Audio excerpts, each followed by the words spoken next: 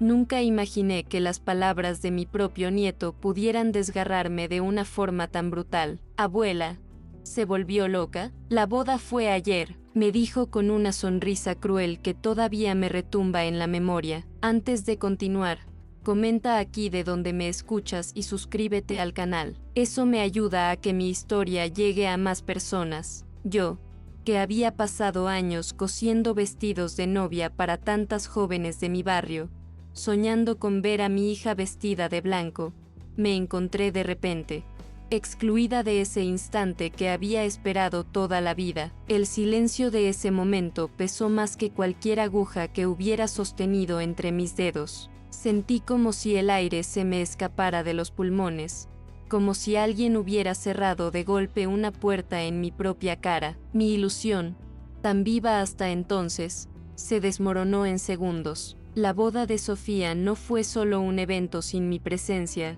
fue un mundo entero que se derrumbó, una herida que me dejó marcada para siempre. Mientras Iván hablaba, una corriente fría me recorrió la espalda. No era solo dolor lo que sentía, era humillación, una humillación pública, aunque se diera en el espacio íntimo de mi sala. Las paredes que tantas veces escucharon mis canciones suaves de costurera, mis rezos y mis risas con Sofía cuando era niña, ahora parecían estrecharse, juzgarme, acusarme de haber quedado fuera de lo que más anhelaba. Ese día comprendí que la soledad no siempre llega con la muerte de quien amamos, sino también con él.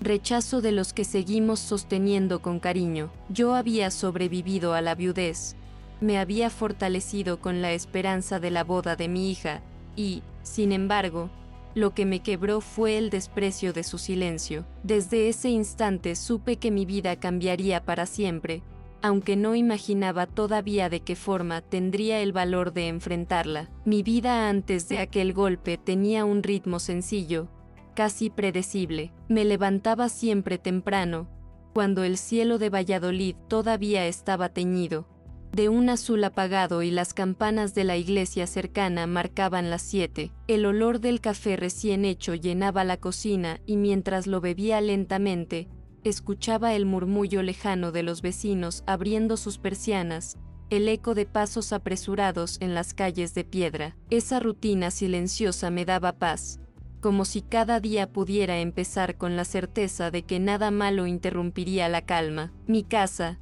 pequeña pero acogedora, guardaba los rastros de mi oficio de costurera. Sobre la mesa del comedor siempre había restos de telas, cintas blancas, alfileres y patrones arrugados. Las paredes estaban adornadas con fotos antiguas, Sofía con sus trenzas en la escuela, mi difunto esposo sonriendo con timidez en nuestra boda, Iván de bebé envuelto en una manta azul que yo misma había cosido. Aquellas imágenes eran mi compañía constante, testigos de un pasado que me mantenía firme en el presente. En el barrio, todos me conocían como María Luisa, la costurera de las novias. Era común que las chicas jóvenes vinieran a mi puerta con ilusión en los ojos, pidiéndome que les ajustara un vestido o que añadiera un velo delicado para su gran día. Yo las escuchaba hablar de sus sueños, y mientras cosía, imaginaba a Sofía algún día entre ellas. Esa idea me daba fuerzas cuando el cansancio del trabajo se mezclaba con el silencio de la soledad en casa. La plaza principal de Valladolid era otro escenario de mi vida cotidiana. Allí compraba frutas frescas,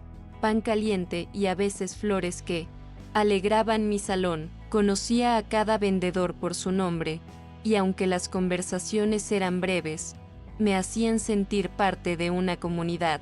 El sonido de las campanas, el aroma del pan recién horneado, el frío que se colaba por los huesos en invierno, todo formaba parte de una rutina que yo valoraba con gratitud. Sofía, mi hija, había crecido fuerte y decidida. La había criado sola después de que su padre falleciera, y aunque la relación entre nosotras se había vuelto distante con los años, yo siempre mantenía la esperanza de que la boda nos acercara otra vez. Las llamadas que recibía de ella eran cortas, a veces llenas de prisa, pero para mí eran un tesoro. Guardaba cada palabra como si fuera un hilo que aún me conectaba con ella. El día que Iván venía a visitarme era especial. Mi nieto de 15 años llegaba con pasos pesados, arrastrando su mochila, y aunque pocas veces me regalaba una sonrisa, yo sentía alegría al tenerlo cerca. Le preparaba su comida favorita, lentejas con chorizo, igual que las que su abuelo adoraba. Mientras comíamos, yo intentaba preguntarle por la escuela, por sus amigos, por su madre. Sus respuestas eran secas, pero yo me conformaba con el simple hecho de escucharlo. La costura me acompañaba en las tardes largas. El sonido rítmico de la aguja atravesando la tela era como un latido que me mantenía viva. A veces me detenía a acariciar el encaje delicado o a inhalar el perfume leve de las telas nuevas. Me gustaba pensar que en cada puntada quedaba un poco de mi historia, de mis ilusiones, y aunque mis manos empezaban a doler con la edad, no dejaba de trabajar. Recuerdo con claridad cómo organizaba mi casa cada sábado, pulía los muebles antiguos heredados de mis padres, sacudía las cortinas pesadas que guardaban polvo y abría de par en par las ventanas para que el aire fresco circulara. Ese ritual me daba una sensación de orden, como si pudiera poner en su sitio no solo los objetos, sino también mis propios pensamientos. El barrio, sin embargo, tenía su propio ritmo de murmullos y juicios silenciosos. Las vecinas mayores se reunían en los portales y comentaban la vida de cada familia. Yo sabía que hablaban de mí, de mi soledad, de la distancia con Sofía, pero fingía no escucharlas, convencida de que mi lugar como madre me sería reconocido el día que la acompañara al altar. En las tardes de domingo, me gustaba sentarme en el sillón junto a la ventana, con una taza de té entre las manos y mirar a las parejas jóvenes paseando por la calle. Sus risas, sus miradas cómplices, despertaban en mí una nostalgia tierna. Recordaba los paseos con mi difunto esposo y, sobre todo, soñaba con ver a Sofía caminando de la mano de alguien que la hiciera feliz. Mi relación con Sofía estaba marcada por el sacrificio. Desde pequeña le enseñé a ser fuerte, a no depender de nadie. Quizás, pienso ahora, ese mismo consejo fue lo que la alejó de mí. Ella buscaba volar, y yo la retenía con mi deseo de seguir siendo parte de su vida. Sin embargo, en lo más profundo de mi corazón, la imaginaba siempre regresando a mí con gratitud el día de su boda. El tiempo libre lo dedicaba a la iglesia del barrio. Allí, en los bancos de madera desgastados, encontraba consuelo. Encendía velas por mi esposo, por Sofía y por mí misma. El olor a incienso, la luz tenue que entraba por los vitrales y los cantos suaves me daban una paz que en casa no siempre encontraba. Le pedía a Dios la oportunidad de vivir el momento que más deseaba, ver a mi hija vestida de blanco. En verano, me gustaba salir a caminar por las calles empedradas de Valladolid. El calor se pegaba a la piel, y los turistas llenaban las plazas con risas y fotografías. Yo observaba desde una distancia prudente, sintiéndome parte de un paisaje que cambiaba con las estaciones, pero que en esencia seguía siendo el mismo de mi infancia. Cada visita al mercado era también una excusa para escuchar historias. Las vendedoras compartían rumores de bodas,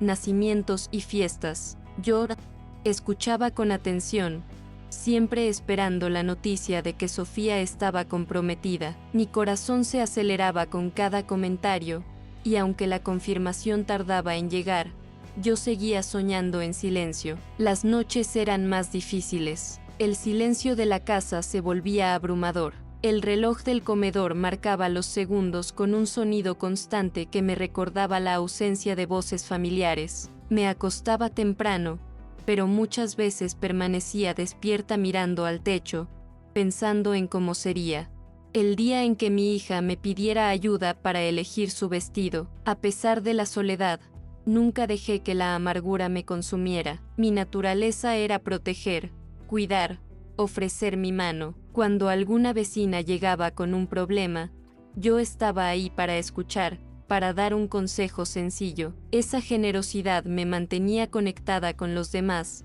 aunque por dentro sintiera que me faltaba lo más importante, la cercanía de Sofía. Cada rincón de mi casa estaba impregnado de ella. Conservaba sus cuadernos de la infancia, sus juguetes más queridos, incluso una trenza que guardé en un cajón el día que decidió cortarse el cabello. Esos objetos eran como reliquias que me recordaban que, pese a la distancia, yo seguía siendo su madre. La cocina era otro lugar donde su recuerdo vivía. Preparaba recetas que a ella le encantaban de niña: croquetas, sopas, tortillas de patata. A veces las cocinaba solo para mí, pero en mi mente la veía sentada frente a mí, sonriendo como lo hacía cuando era pequeña. Esa ilusión mantenía encendida una chispa de esperanza. En los días festivos, como Navidad o Semana Santa, yo adornaba la casa con esmero, colgaba guirnaldas, encendía velas y preparaba dulces. Aunque Sofía no siempre venía, yo seguía manteniendo la tradición. Para mí era una forma de demostrarle que, pasara lo que pasara, siempre tendría un hogar al que volver. Mi vida, en resumen, era una mezcla de soledad, esperanza y rutina. Cada gesto, cada costura, cada recuerdo estaba orientado hacia un único propósito: estar presente el día más importante de Sofía. Ese sueño se convirtió en el motor que me levantaba cada mañana y que daba sentido a cada una de mis acciones. Yo vivía esperando ese momento, convencida de que, cuando llegara, todo el sacrificio habría valido la pena. La tarde en que hablé con Iván parecía como cualquier otra. Había preparado la mesa con esmero, con las lentejas humeantes en el centro y el pan recién comprado en la panadería de la esquina. Me sentía ligera, casi emocionada, porque en mi pecho latía la ilusión de que Sofía pronto me llamaría para darme la noticia más esperada: la fecha de su boda. Cuando, entre cucharada y cucharada, le comenté a mi nieto lo ansiosa que estaba por ver a su madre vestida de blanco, jamás imaginé que esa conversación se clavaría en mi memoria como un cuchillo. Él levantó la mirada con un brillo extraño en los ojos, una mezcla de burla y desprecio que me desarmó. Abuela, ¿se volvió loca? Su boda fue ayer, soltó con una risa seca. Por un instante, pensé que estaba bromeando. Mi corazón se detuvo, mis manos temblaron y el sonido de su voz retumbó como un trueno en mis oídos. Sentí que el suelo desaparecía bajo mis pies. Quise aferrarme a la esperanza de que se tratara de un malentendido. Le pregunté, casi sin aire, si hablaba en serio. Iván,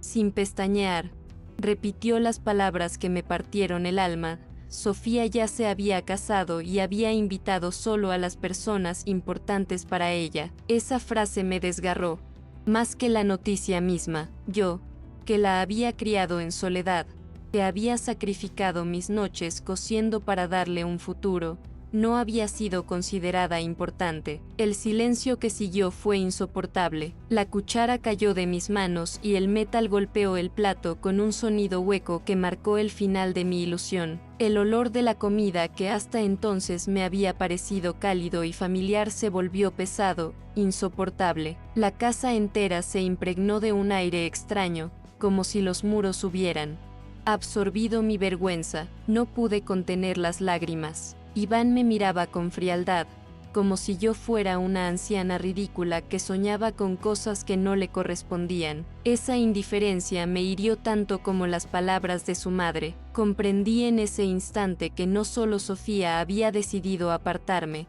sino que mi propio nieto había heredado ese mismo desprecio. Me levanté de la mesa con dificultad, sintiendo que cada paso pesaba toneladas. Caminé hacia la ventana y la abrí de golpe, buscando aire, buscando algo que me devolviera fuerzas. Afuera, la calle seguía con su rutina: niños jugando, vecinos charlando, un perro ladrando a lo lejos. Nadie imaginaba que mi mundo acababa de derrumbarse. Las horas siguientes fueron una niebla. Llamé al número de Sofía una y otra vez, pero no respondió. Escuché mi voz temblorosa en el contestador, suplicando explicaciones, pidiendo aunque fuera una palabra de consuelo. No hubo respuesta, solo un silencio cruel que me hizo sentir más sola que nunca. Esa noche no dormí, me quedé sentada en la oscuridad, con las manos apretadas contra el pecho, intentando entender cómo había llegado a ese punto. La viudez me había enseñado a soportar la soledad, pero nunca imaginé que el rechazo de mi propia hija me arrancaría la poca dignidad que me quedaba. Fue entonces cuando empecé a preguntarme si había algo que yo pudiera hacer para no quedarme enterrada en esa humillación. Los días siguientes a la revelación de Iván fueron como caminar por un terreno minado. Cada sonido, cada mirada, cada recuerdo parecía explotar en mi interior con una violencia inesperada. Me levantaba temprano, como siempre, pero ya no encontraba consuelo en el aroma del café ni en el murmullo de las campanas de la iglesia. Todo me parecía hueco, apagado, como si el mundo entero hubiera perdido su sentido. Intenté llamar a Sofía una y otra vez. Dejé mensajes, envié cartas que nunca fueron respondidas. El silencio se volvió una muralla infranqueable que me aplastaba día tras día. Ese vacío era peor que una pelea, peor que cualquier discusión. El rechazo no tenía palabras, y esa ausencia de explicación me dejaba sin herramientas para defenderme. Las vecinas comenzaron a murmurar. Una de ellas, fingiendo simpatía, me dijo: "Lo sentimos mucho, María Luisa, no nos imaginamos que tu propia hija". No terminó la frase, pero la intención estaba clara. En el barrio todos sabían que Sofía se había casado y que yo no había estado allí. Sentí las miradas clavándose en mi espalda cada vez que salía a la plaza. En la iglesia, donde solía encontrar paz, empecé a sentir incomodidad. Los bancos, antes refugio, se convirtieron en testigos de mis lágrimas silenciosas. Las miradas piadosas de algunos feligreses eran como cuchillos que se clavaban en mi orgullo. Yo sabía que todos hablaban, y que mi dolor se había vuelto un espectáculo silencioso para la comunidad. El peor momento llegaba al mercado. Las vendedoras que antes me trataban con familiaridad ahora me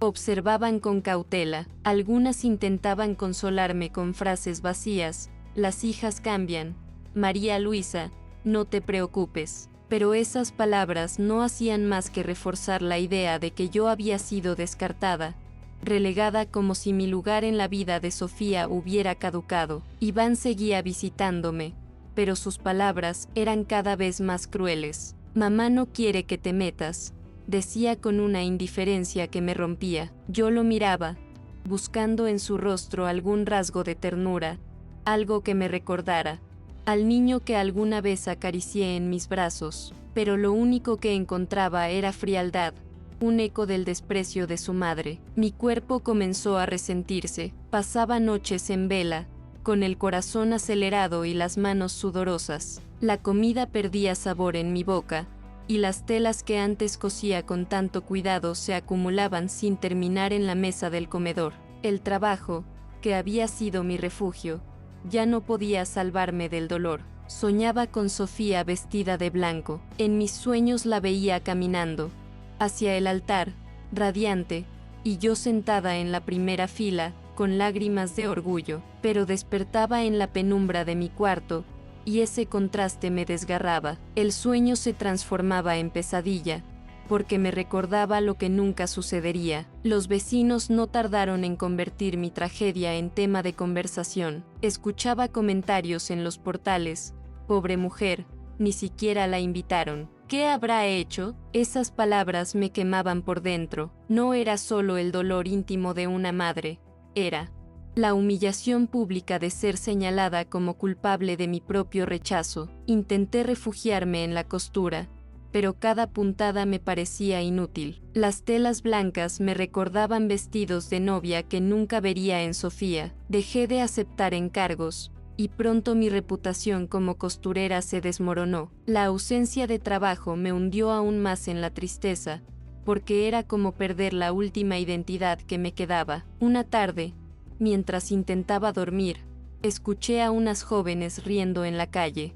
Hablaban de la boda de Sofía, comentando lo hermosa que había estado, lo elegante del banquete, lo impecable de la ceremonia. Me tapé los oídos con las manos, pero era imposible bloquear esas palabras. Sentí que me desgarraban de adentro hacia afuera. Mi salud empeoraba, las visitas al médico se volvieron frecuentes. Me hablaban de tensión alta, de ansiedad, de insomnio crónico, pero yo sabía que el verdadero mal no estaba en mi cuerpo, sino en mi corazón. Ninguna pastilla podía curar el vacío de ser rechazada por la propia hija. Las noches se volvieron un tormento. Caminaba de un lado a otro en la sala, acariciando las fotos antiguas de Sofía. En una de ellas, ella me abrazaba con fuerza, de pequeña, con los ojos brillantes de amor. Me preguntaba en qué momento ese cariño se había transformado en indiferencia. Buscaba respuestas que nunca llegaban.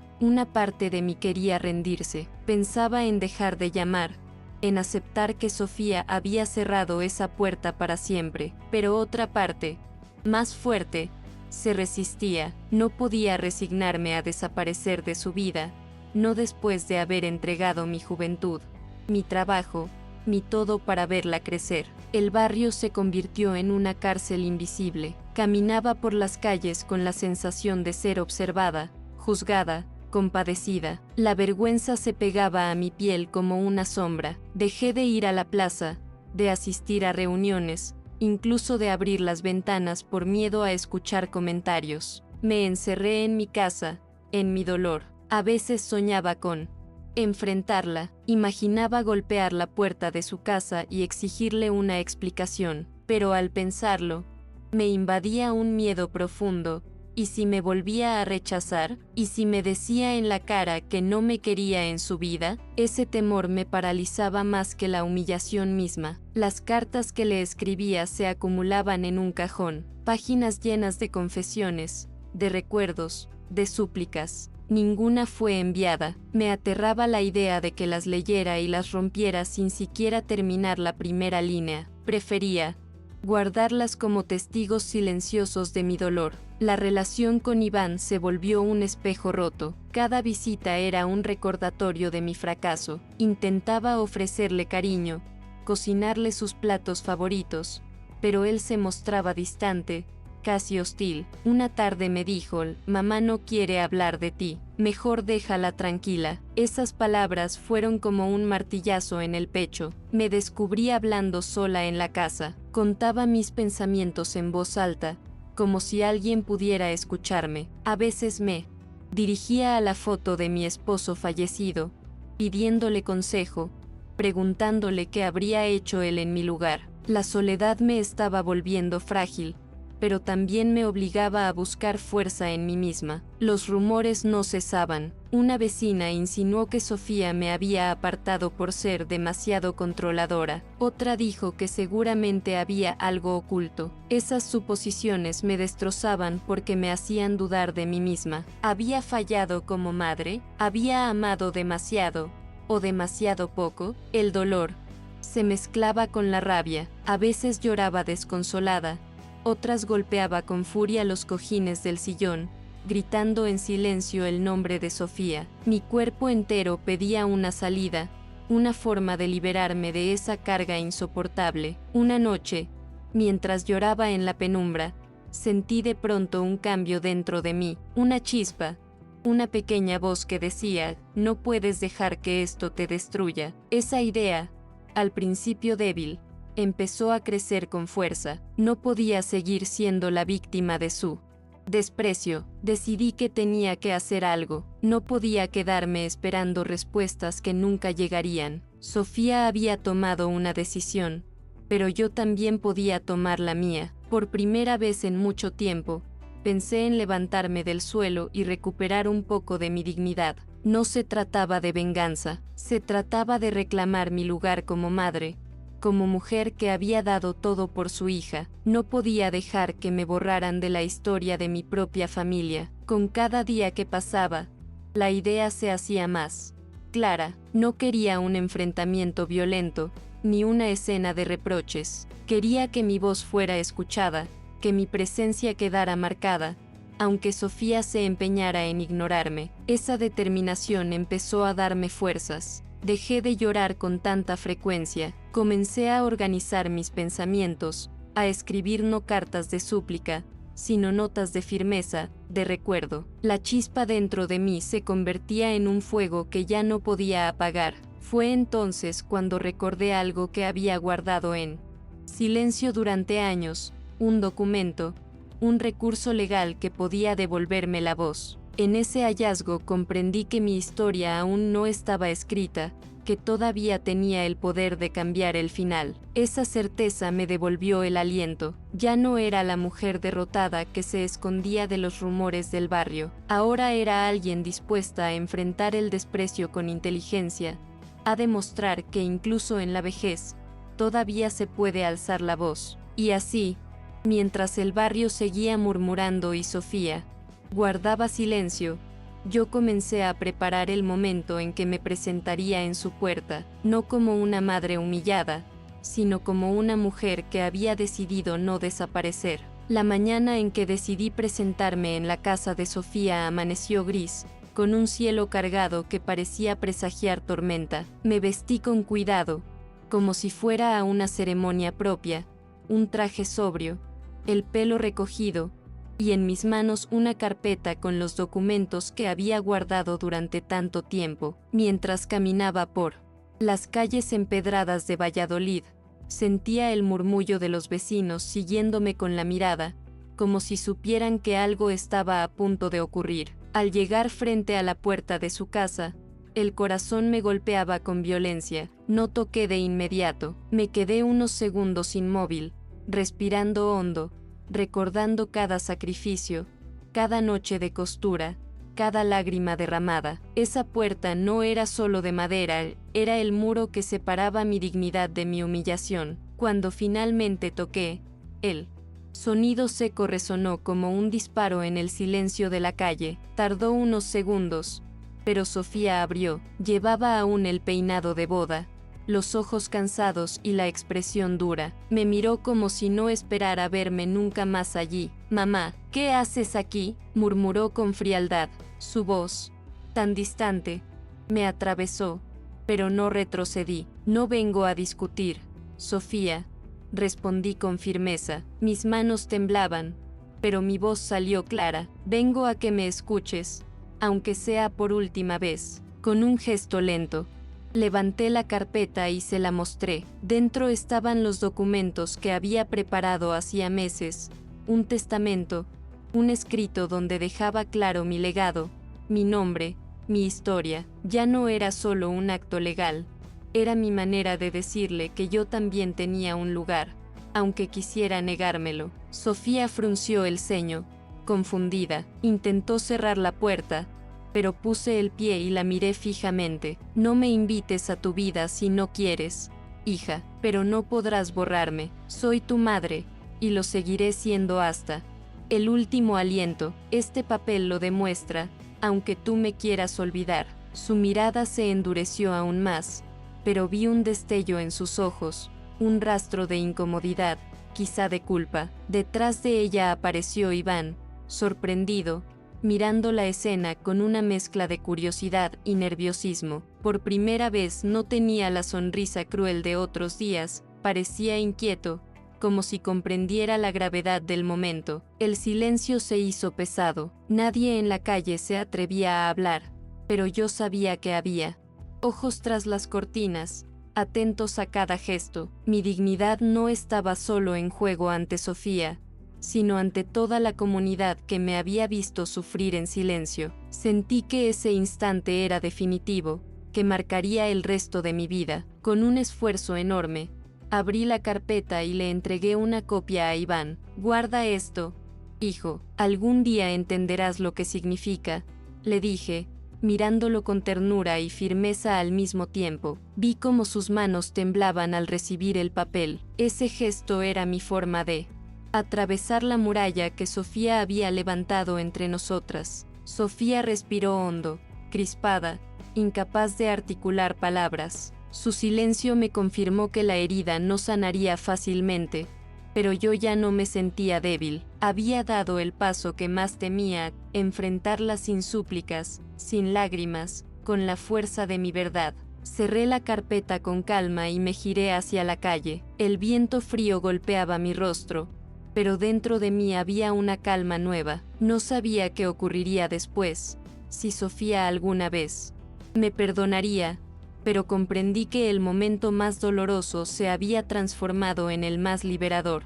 Había recuperado mi voz. Al regresar a casa, el silencio ya no pesaba como antes. No era el eco de la humillación, sino la quietud de quien ha tomado una decisión definitiva. Me senté frente a mi máquina de coser, acaricié las telas guardadas y entendí que mi vida ya no giraría en torno a la espera de un gesto de Sofía. Había cerrado un ciclo, con dignidad.